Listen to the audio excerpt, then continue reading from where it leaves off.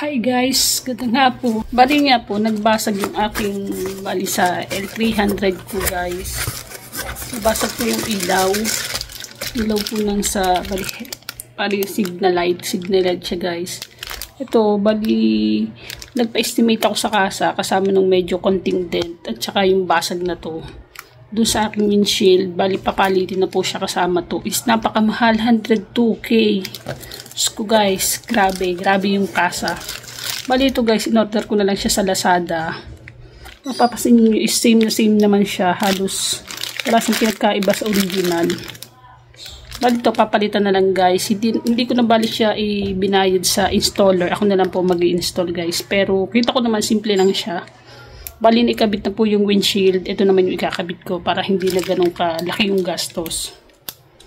Bali ito po guys is noong hindi ko na siya naipasok sa insurance, ang sabi ni Kasa sa akin, kung sila mag-i-install is 27k. 27 guys, grabe, tingnan nyo. Ngayon guys, samahan nyo po ako, is-install ko po ito.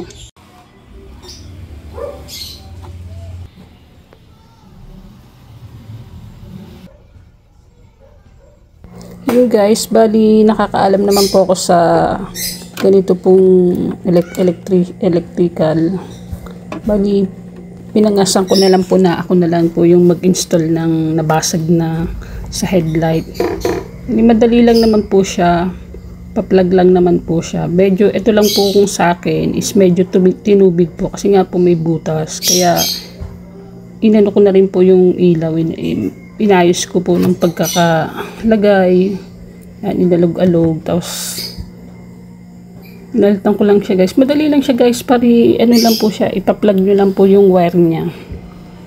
And after po, ayun po, may connection niya, yung connection niyo po, isilalagay nyo lang din po sa, kino-compare ko lang po yung nabili ko sa pinaka-stock niya, kung same lang din po pala siya. At bala ko rin sana guys na yung gamitin na ilaw is yung stock na lang. Pero medyo ano na pala siya, medyo hindi na siya okay, medyo po parang may pagkaitim na rin, kaya hindi na okay yung ilaw niya, malabo na rin po siguro yun. Ito na lang po yung nabili kong nilagay ko guys. Bali yan siya guys, okay na, ikakabit na lang po ulit natin.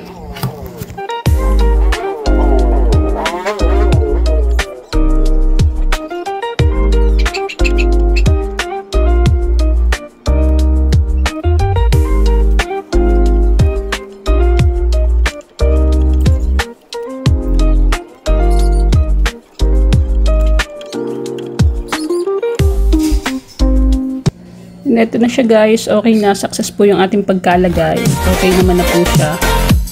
Thank you for watching.